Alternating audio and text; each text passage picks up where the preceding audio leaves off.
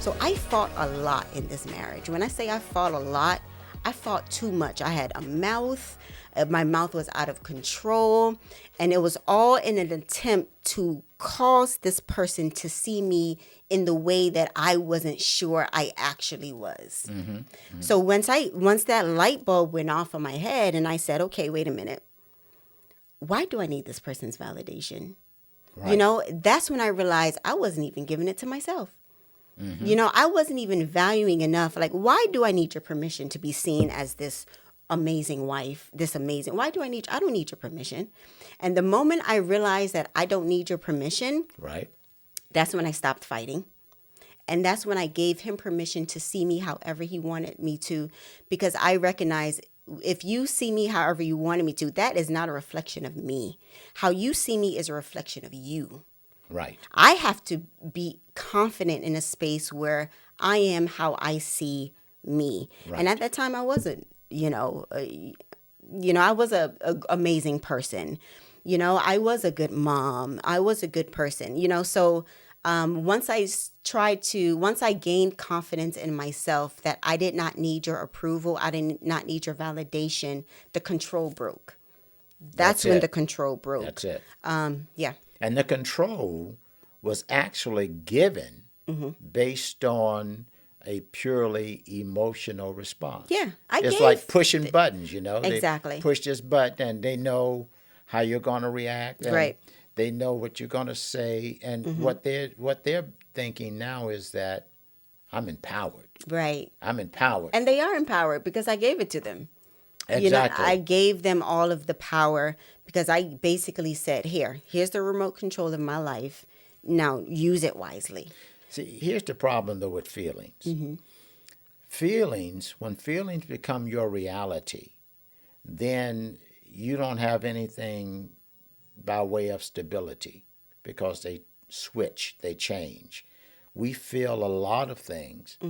And what I've discovered over the years is when I act out or think simply in terms of what I feel and I don't have facts, that's when I'm most vulnerable to do something self-destructive or self-defeating because I'm operating from a place where I have no proof. All I have is a feeling. And what has controlled my thinking is how I feel. I mean, how many people have gone into all kinds of problems and even perversion because they make their feelings more real than truth? Yeah, I think feelings have proven to us a number of times that they're not reliable all the time. They're not trustworthy. We've all gone through a time where we called our loved one and they didn't answer the phone, and the feeling says, oh, something is wrong, and we act out of that feeling. And I think that's the issue. We make decisions based on how we feel, and as long as you are making decisions based on how you feel, there will always be an issue. Right. So it's learning how to think with what you know and not what you feel. That takes a lot of control. That takes a lot of maturity. That takes a lot of thinking. Like you you actually have to think something through in order to say, okay, this is how I want to feel. If I want to feel this way, what am I going to choose to think? Right. If I want to feel positive about this situation, what am I going to choose to think? If I'm choosing to think this way and it's going to trigger my emotions, now it also triggers behaviors after it triggers the emotions. So now if I am learning how to control what I think, that's regulating my emotions, and now it's also managing my behaviors. So you can't manage your behaviors until you're learning how to regulate the emotions, and you can't regulate your emotions until you learn how to think. That's right. The thinking issue determines who we are. As a man thinks in his heart, so is he. When you think simply based on how you feel, and sometimes feelings, nothing wrong with feelings. Feelings can be positive or feelings can be negative. The issue is I can't live based on how I feel. I've got to have the right information, revelation or whatever, to think properly about myself. If I think the right way about me, and I'm putting myself in a place where I'm dealing with truth and not having to deal with all of these traumatizing feelings, now I'm in control. Right. And this is where most people lose control. Yeah. They lose confidence. I remember years ago in our little neighborhood, it was a big explosion. It shook the whole neighborhood. And everybody came out of their houses into the streets to see what was going on. And we looked around, there was nothing that had exploded. Everything looked normal. And one of the neighbors said, "Oh, that was an airplane going through the sound barrier." Wow. An older guy. He didn't say sound barrier, he said Siberia. But we knew what he was saying. Right. Well, that's how feelings are. Feeling there's a thought that goes with every feeling. Yeah. A thought that goes with every feeling. And we feel first. Yeah, because the thoughts are fast. That plane was so fast. We recognize first. Nobody Right. even knew it was a plane because Right. it was gone, out Right. of sight, right? But you felt the effects of it. Impact. Right. And that's the thing about feelings. Most people don't equate that there's a negative thought with every negative feeling. There's a positive thought with every positive feelings. Now, we have to have feelings because we're human. Yeah. We simply don't want feelings to have us because feelings won't keep you on the mountaintop all the time. Right. And and they'll take you into the valley from time to time. But the issue is, don't stop at what I feel. Look into what you're thinking. Yeah. Yeah, most definitely.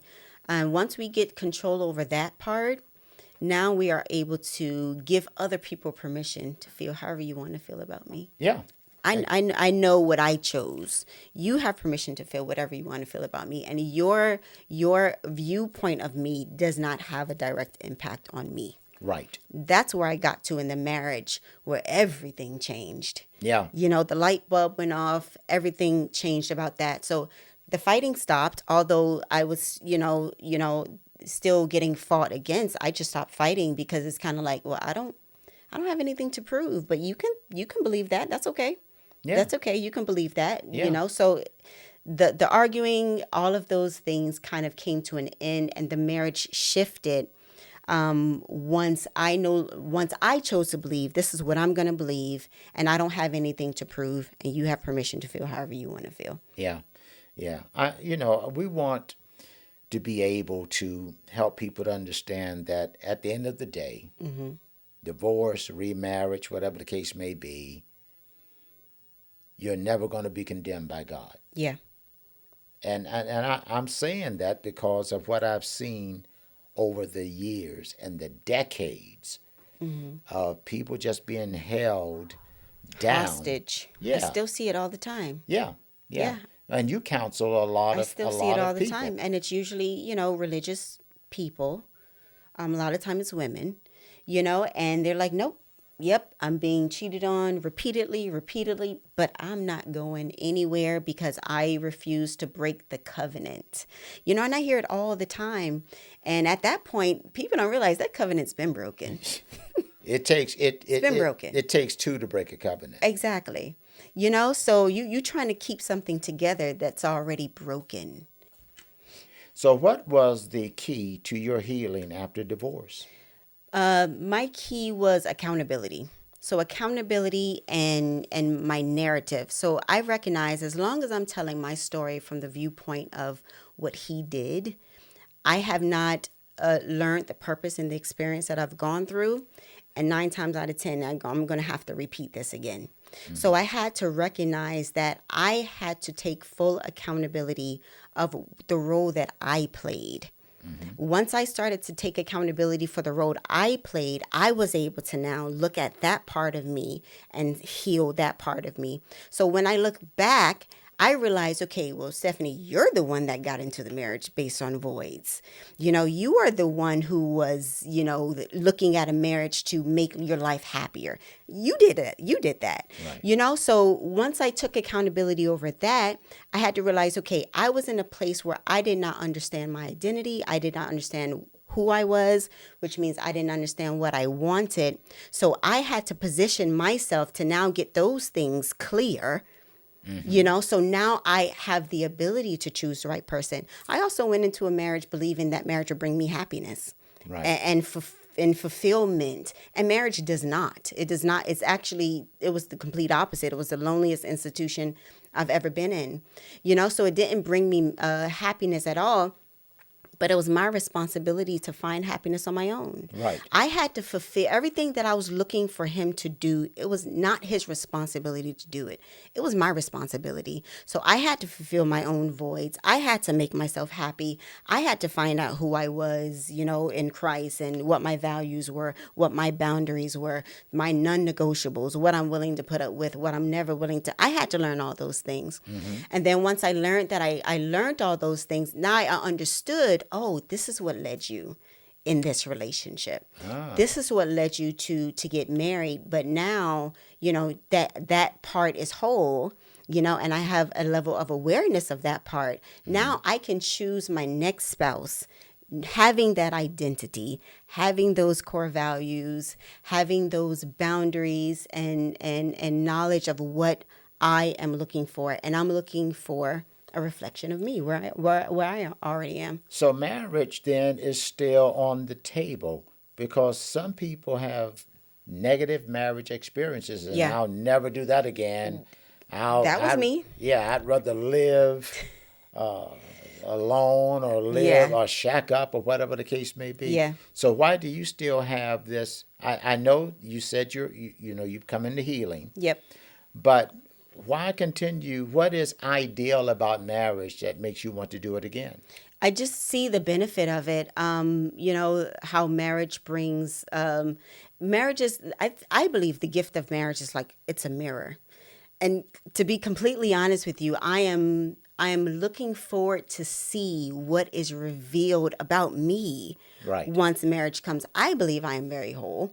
I have, established all of those things, a lot of things going, but I'm very interested to see what is revealed once that person comes into my life. What are some parts about me that is going to continue to maybe need work? Because I don't believe I'm perfect, Right. but I do believe that marriage is a mirror, and it's going to reveal to you exactly what's on the inside of you. But I think marriage is attracted to me now because I have so much to give. Before, I needed something. Oh, that's good. Now Yeah. I actually Good want to point. give something. So I have the happiness already. I have the contentment. I have the money already. I have all of those things already, and I want to give now. So now I'm going into a marriage making a deposit Right. opposed to making a withdrawal. So I believe that I'm adding value to someone's life by me joining someone. I'm looking forward to being that help person. So I want to add value to someone's life, but at the same time I'm also wanting someone to add value to my life too. So that's the Exactly. main reason why I'm wanting to go back into it. But it didn't start that way, Right. Right. because maybe for the first, I don't know, let's say 3-4 years after divorce, I wasn't interested. I was happy by myself, and I'm like, well, what's the purpose of being married? I've learned how to love me. I've learned how to value me. Like, why would I bring somebody in that space just to, to potentially mess it up again?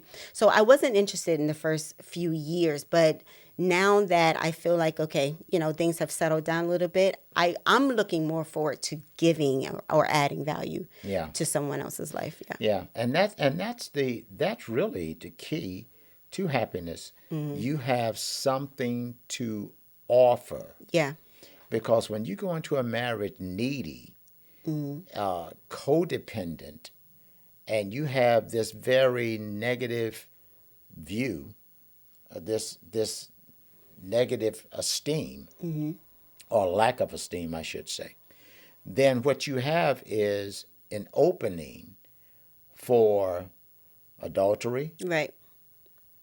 abuse, abandonment. you can attract the wrong people, Right. broken people, Mm-hmm. based on the fact that you haven't come into wholeness. Yeah, a lot of people say you attract who you are. Right. Personally, I say you attract where you are. So Mm. wherever you are in your relationship with yourself, wherever you are in relationship with God, wherever you are in your relationship with your finances, wherever you are in your relationship with your mentality, that's what you're going to attract. Yeah. So if we love ourselves greatly, we're not going to tolerate anything beneath that. Right. You know, if you love yourself a little bit, you're going to tolerate someone who, you're going to choose someone and tolerate someone who also loves you a little bit. Mm-hmm. You know, so depending on where you are in your relationship with yourself will depend on who you attract. So I like to say we attract where we are. Wherever you are, that's where you're going to attract. Yeah. And if you have not grown into that place of wholeness, Mm-hmm. then somehow or other you've got to do it in the process of the marriage. Yeah. And that's even more difficult. Yeah. I think a lot of single people go into marriages wanting, okay, well, I'll talk from a woman's perspective. I want that man who makes six figures, and I want that man who knows how to communicate, and I want that family man, and I want that man who, you know, is tall, and built, or in shape, muscular. Yeah. We have all of these things that we want, but let's say a man does come along, right? Mm-hmm. And let's say he's a great communicator. So let's say he took the last 2 years of his life and developed his communication. Right. Do you think he's going to look for the person who hasn't developed that yet? Yeah, exactly. If he spent time developing his finances and gaining, do you think he's going to choose the woman who is just simply going to use it opposed to add value to it? Right. You know, so we have to know that if this is what I'm wanting, I have to become that thing. Yeah. You know, if I'm wanting that six figures, six pack, what was the other one? 6 feet tall dude, you know, I have to be in position to attract it, because you're not going to attract anything that where you are not. Yeah. You know, so I think that's a good rule of thumb for everyone who is looking for that ideal person. If you want somebody who knows how to communicate, then learn how to be a communicator. So that's something that you can also bring to the table as well. Yeah, yeah, exactly.